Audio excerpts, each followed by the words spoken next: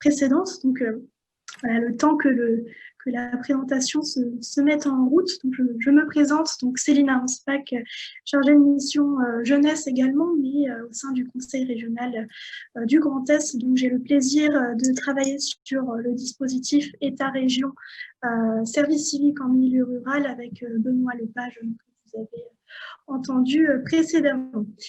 Donc, je vais faire un point synthétique sur le dispositif service civique en milieu rural. Je précise également, tout comme Benoît, que vous aurez bien évidemment le support à votre disposition à la suite de ma présentation par mail, et j'aurai également le plaisir de revenir sur les modalités de participation à cet appel à projet un petit peu plus en détail dans l'atelier 2 pour ceux qui ont souhaité y participer, mais ceux qui se sont inscrits à un autre atelier pourront également bénéficier par la suite et par mail des informations qui y seront transmises. Donc, le service civique en milieu rural, c'est un dispositif, comme je l'ai dit et comme ça a été dit précédemment, qui est un dispositif région-État, qui a été créé en 2017 et qui permet de soutenir les acteurs associatifs du territoire du Grand Est qui proposent des missions de service civique dans les territoires ruraux. Donc, par territoires ruraux, on entend les territoires hors aire urbaine de plus de 30 000 habitants. Donc, voilà, le soutien s'adresse aux partenaires associatifs qui proposent des missions de service civique qui ont lieu, dont le déroulement a lieu dans ces territoires-là. Alors, très concrètement, le dispositif service civique en milieu rural, donc évidemment, le service civique, c'est un dispositif national, comme vous l'avez compris et comme vous le savez très certainement.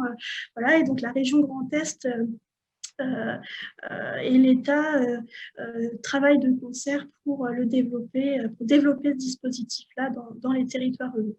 Alors, chaque année, ce dispositif se concrétise par le lancement d'un appel à projet. Donc, il est lancé à la mi-année, donc aux alentours du mois de mai.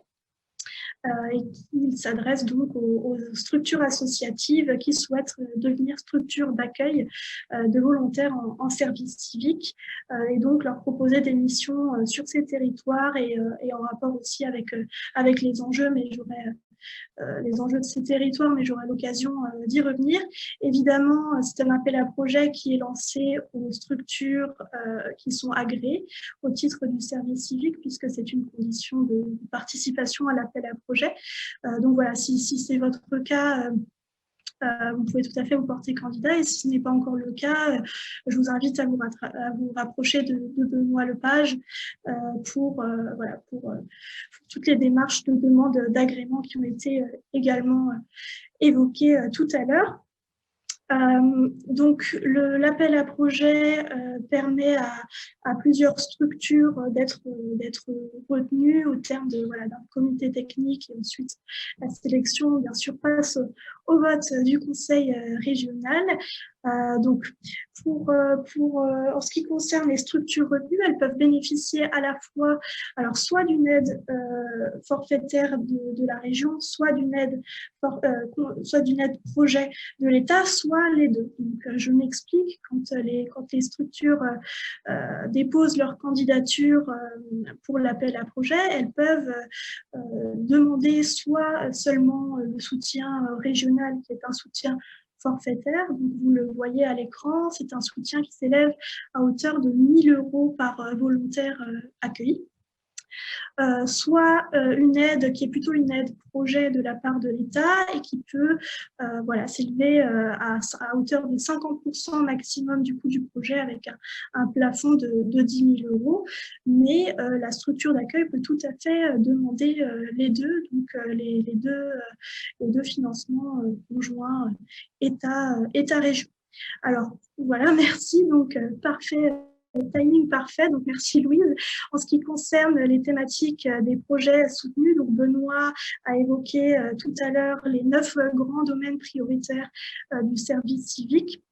Donc c'est vrai que sur l'appel à projet, on valorise les missions qui sont en lien avec les enjeux des territoires ruraux. Donc vous en avez une liste non exhaustives évidemment à l'écran, donc qui peuvent rentrer dans les 9 grands domaines que vous a exposé Benoît tout à l'heure. Donc voilà, par exemple, le développement du lien social dans les villages, la solidarité intergénérationnelle, la sensibilisation aux usages numériques. D'ailleurs, on voit beaucoup de missions et on soutient d'ailleurs des missions qui lient ces deux sous-thématiques, hein, donc la solidarité intergénérationnelle et la sensibilisation aux usages numériques, avec par exemple des volontaires qui vont participer à la création d'ateliers à destination de personnes âgées ou personnes isolées pour les familiariser à l'usage des outils numériques. On a évidemment la thématique environnement qui attire beaucoup les jeunes qui se proposent pour réaliser une mission de service civique. On a aussi les luttes contre les discriminations, avec par exemple on a des missions qui peuvent tourner autour. Je me souviens par exemple d'une mission qui est en lien d'ailleurs avec aussi la thématique sport, qui permettait de valoriser et puis de développer une pratique sportive. En l'occurrence, c'était le football en milieu rural, et faire en sorte aussi que les garçons et les filles y aient accès de manière égalitaire. Donc ça peut être également des missions qui peuvent être menées. Alors ceux qui ont choisi de participer à l'atelier numéro 3, vous aurez l'occasion d'avoir un aperçu de cette diversité des missions, comme l'a dit Monsieur Chevalier. Hein. Donc il y a une réelle recherche de qualité et de diversité des missions par cet appel à projet. Voilà, donc au niveau des thématiques, vous en avez un petit panel à l'écran. On peut passer à la diapositive suivante. Ah, il y en avait une avant, je crois.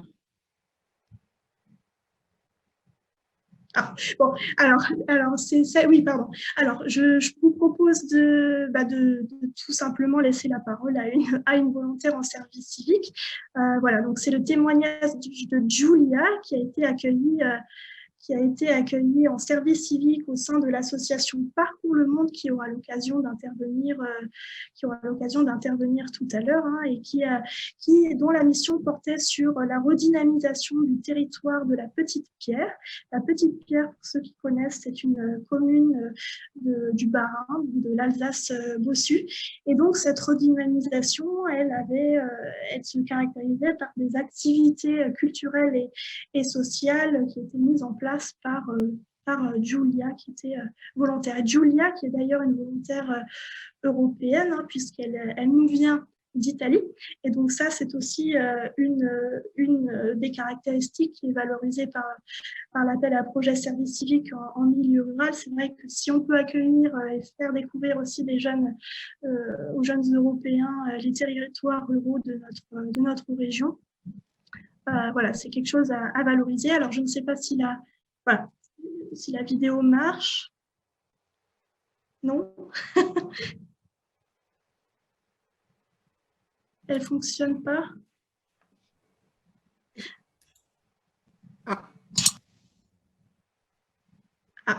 Je crois que ça fonctionne. Peut-être qu'il y a... Bonjour, je m'appelle Julia, j'ai 22 ans et je suis...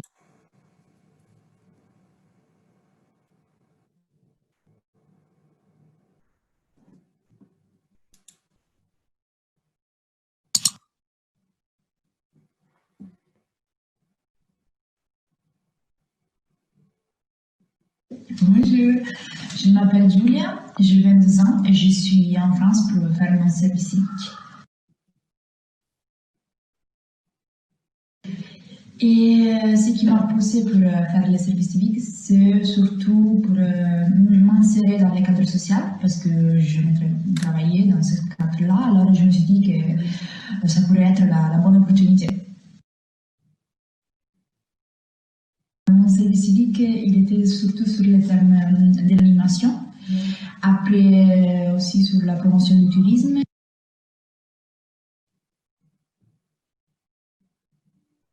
Avant mon départ, j'étais tout excitée parce que j'avais peur de n'arriver pas à me faire comprendre et voilà, j'avais peur aussi d'arriver pas à être intégrée dans la société, donc j'avais peur avant de mon départ. Ah ben oui, au début c'était un peu difficile parce qu'on est froid et au début il me disait même pas bonjour alors que j'étais un peu inquiète, mais après non, c'est bien passé et donc j'ai été vraiment bien intégrée dans la société. Oui. Ok, alors je pense qu'il y a une émission qui m'a plaît plus que les autres, c'était les festivals du jazz. En fait, j'étais là comme bénévole et j'ai rencontré beaucoup de gens, beaucoup de musiciens qui venaient partout le monde. Il y avait des Italiens, des Américains, c'était vraiment chouette. Donc c'était vraiment un échange culturel et musical très, très, très chouette. J'ai bien aimé. Il m'a marqué beaucoup cette expérience. Alors, pour la suite, ben, j'aimerais bien continuer à travailler en France. Donc là, je suis en train d'envoyer mon CV pour pouvoir travailler dans quelques auberges. Et j'espère que ça ira parce que je veux encore plus améliorer mon français. Donc voilà.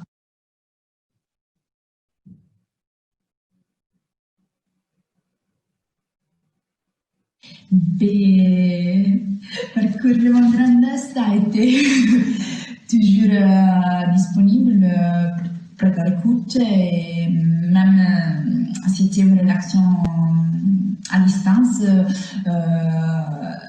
paradoxalement c'était très près de moi parce que tout le temps il me demandait si j'avais des problèmes,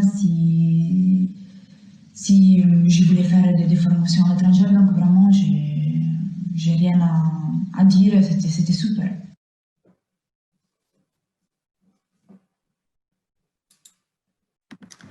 Voilà, donc le témoignage de Giulia, donc Anne-Sophie Battista de Parcours le Monde aura l'occasion de parler un petit peu plus en détail des missions qui ont été de service civique qui ont été proposées par ces soins donc en milieu rural.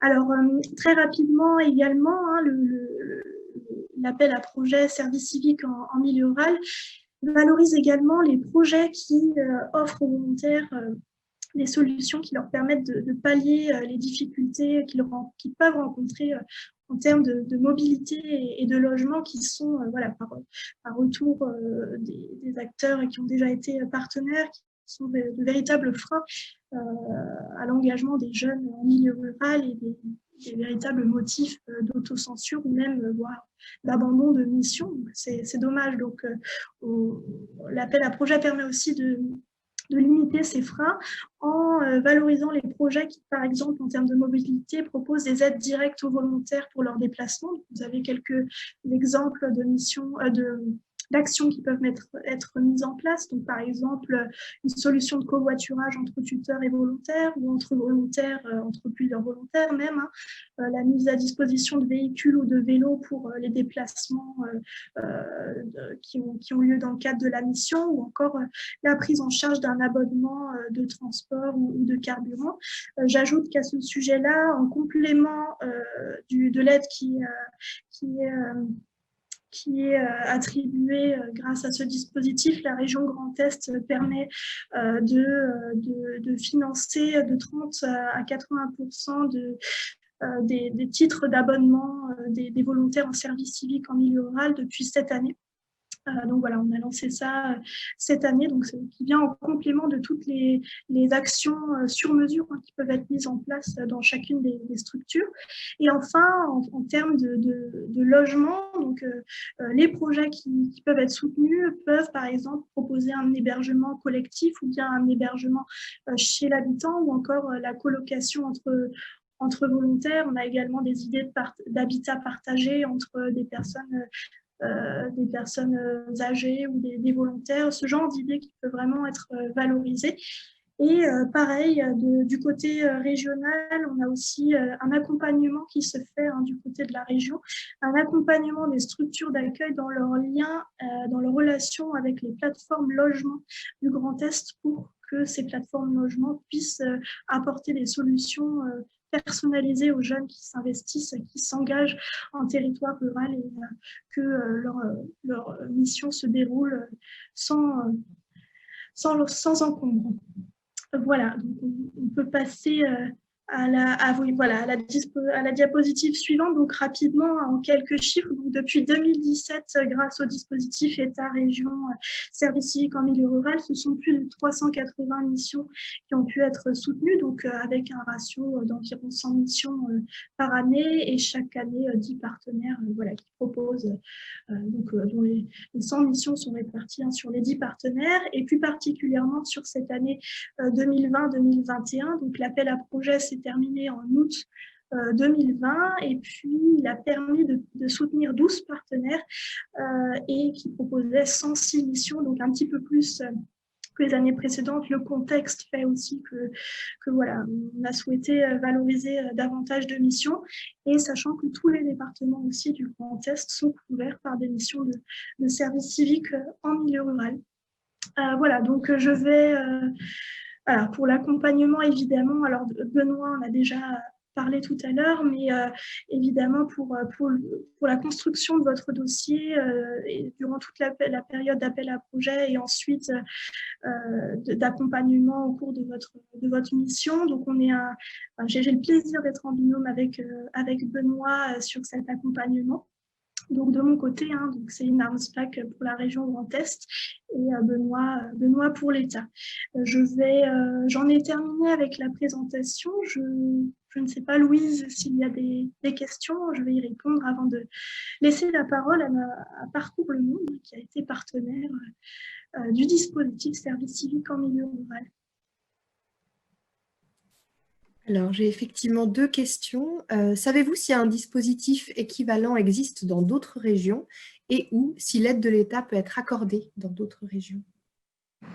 Alors, je vais répondre à la première question et laisser Benoît répondre à la deuxième.